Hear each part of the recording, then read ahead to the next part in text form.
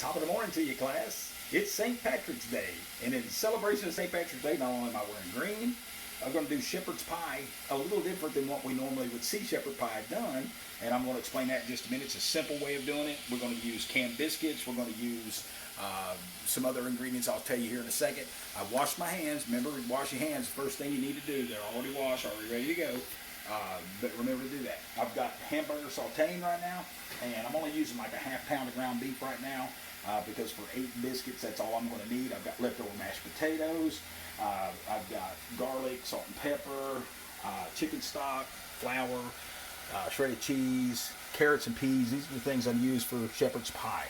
Okay, I'm going to show you this better way of celebrating St. Patrick's Day than some shepherd's pie. Now, I'm going to add a quarter of an onion. It's a quarter of a large onion because I'm only using a ½ pound of meat. It's been diced like we did on the last video, so you'll know how to do that. We're going to go ahead and add that, and we'll go ahead and get that going. We want that sauteing to get softened like we had talked about before. We want to make sure it softens because you don't want crunchy onions in this mixture. Then I'm going to show you how, here in just a minute, once it's browned, we're going to show you how to make a roux, which is what you'll need to thicken this up to make a gravy, basically. So we're going to add flour to this once it cooks down here in just a minute. Once they start to get a little softer, we'll add flour. When we add the flour, we'll let that soak up all of the fat that's in the ground beef. So you won't have to strain it because you want that in there. You want the flour to soak it up. That'll help make your roux. Roux is a thickening way of doing things to make a gravy, and that's what we're going to make with the chicken stock. I'm also going to add a little garlic powder for flavoring. We want all the flavors that we can out of this. I always like garlic. Garlic's good. Another thing, it's another superfood. So remember, garlic not only helps your heart, it does ward off diseases as well. So garlic is good to use in any application that you can. You don't want to use it in your apple pie, although I've been accused of using it in apple pie before because I love garlic so much. But anyhow, getting back to this is almost ready. We'll give it a couple more minutes and I'll be right back. Okay. While we're letting this cook, I'm going to go ahead and use some non-stick. I've got Pam here. You can use any kind of non-stick. It's just to kind of make sure that these biscuits don't stick to the bottom of the muffin pan. That's what we're using as a muffin tin. I'm only going to do 8 holes because that's all the biscuit dough that I've got. So we're going to spray 8 holes down. Just give them a quick little spray. You don't need to douse it. Just something to keep it from sticking. And wipe off my hands. I'm going to go over here and check on my hamburger mixture. Right now, we should be about good to go. A couple more minutes.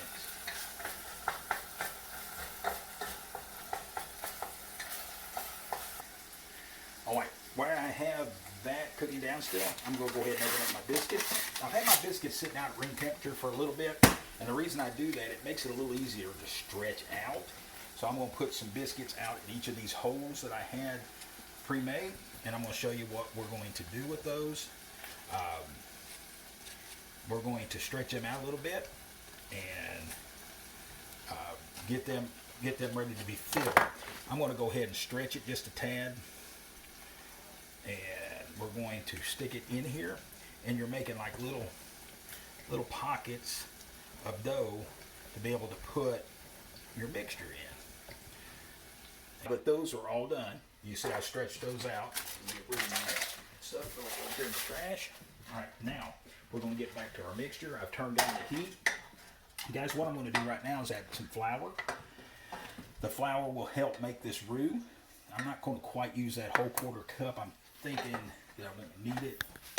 So I'm just going to add what I think I need. Just kind of coat the meat. That's what you're wanting to do. And just kind of let that... You're kind of wanting the flour to cook down some because you don't want that old raw flour taste. So you want it to kind of cook just a tad before you add the stock. I'm using chicken stock. You can use beef stock if you want, but I think chicken stock gives it a little bit of an extra flavor along with the beef. And that's the reason I wanted to use chicken stock. I'm going to go ahead and add a little salt and pepper. So I'm going to add the salt.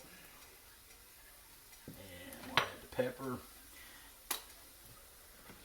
remember, I am going to be putting some frozen mixed vegetables in here, and with that being said, they're going to need seasoning as well, so that's the reason I put a little extra salt and pepper into this mixture.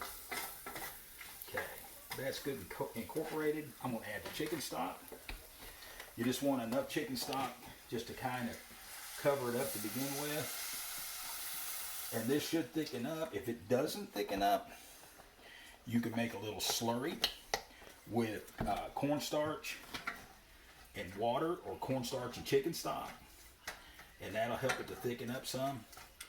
You just add it in and keep stirring it on the heat, and it should thicken.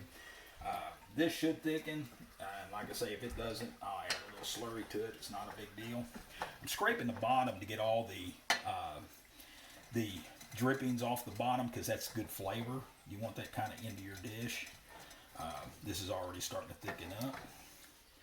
I'm going to may add a little bit more chicken stock if need be, but I don't know that I'll need it, because I only got 8 cavities to fill, and then I've got to put potatoes on those. So don't think I'm going to need any more than what I've got. But you can see how it's starting to look, how it's starting to thicken. It's starting to thicken up a little bit. It's starting to make a gravy. That's what we want.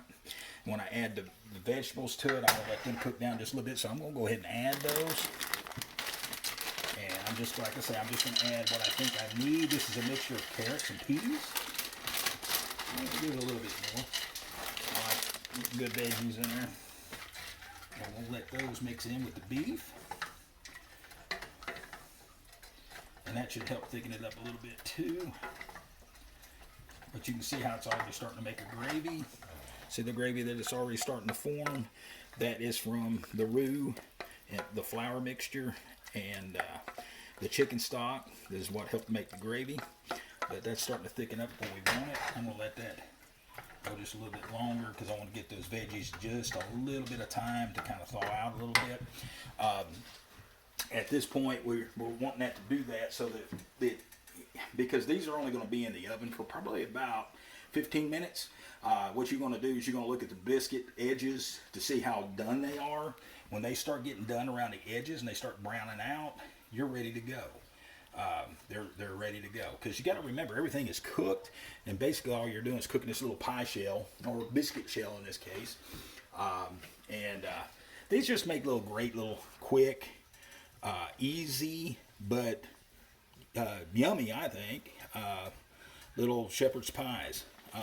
They're little individual servings that you can serve to your guests, your family, if you want to have a little get together. Those come out really good, and it's something you may have at the house. A lot of times everybody carries some canned biscuits or something like that just to have on hand, and that's what those would be good for. Anyhow, I'm gonna let this cook just a tad more so that it gets good and cooked down, and I'll see you in just a minute. Now I've got it thick where I need to be, so I'm gonna go ahead and turn off the heat, because I don't need the heat on anymore. Put my spoon down here, and I'm going to get a spoon to dip it out with. I added a little bit of mashed potatoes to it since I had them on hand, and that's what I'm going to use on top. And you can see how that thickened it up even a little bit more. Is right where you need it to be. You want it to be kind of that thickness right there, that consistency. Okay, what I'm going to do first is I'm going to put a little of this mixture in each one of these. Okay, don't need much, because these things aren't very big, and I'm going to put some mashed potatoes and cheese on it yet. So I may even have a little bit too much mixture in there right now, but I think they'll be okay. I'm just going to put a little spoonful, and I'm going to put a little spoonful of potatoes and a little bit of cheese on top of that. And I may wait. That's why I said a half a pound of beef was more than enough. You really don't even have to use that much for 8 biscuits anyhow. But you can always save this mixture. You can freeze it. So it makes a good thing to have on hand. You can always use it for something else. A little bit too much in that one. I'm going to take a little bit out. And there we go. And I'm just going to put this mixture right here. We'll take the same spoon, and I'll go ahead and dip out some of these potatoes that we made the other day. It's always nice to have leftover potatoes on hand. You can use it for a lot of different things. I'm just going to grab a little bit for each one. I'm going to top it with the potato. More yet. Now we got to the last one. I'm going to put a little bit more on this one. Guys, what you want to do, like I say, it's something like this. That's the way it's going to look. I am going to top it with a little cheese. Actually, I'm going to put a little salt because the potatoes always need a little bit of salt anyhow. Because I always salt them, but not to everybody's taste. So I'm going to put a little bit of salt, and I'm going to put a little bit more pepper. And then we're going to top it with some cheese. Then throw a little pepper on here. You can do this to taste. So if you don't like the pepper, you don't like a lot of salt, just do away with it. Now, we're going to take some shredded cheddar. Open up this bag. And with the shredded cheddar, we're going to top each one with a little shredded cheddar.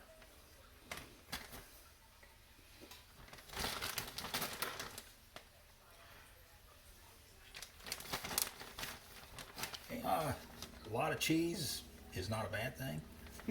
So don't be afraid of your cheese, because I mean that makes it just extra good.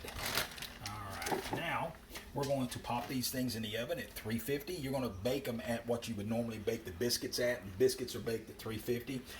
So we're going to put them in the oven at 350, let them bake, and I'll show you how they turn out. Now that I got them out of the oven, this is what they turn out like.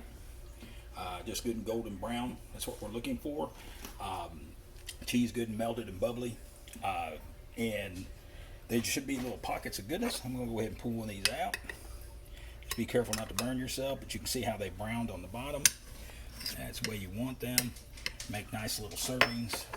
Then we're going to cut into it and let you see what it looks like on the middle. Now, if I can get that cheese to cooperate.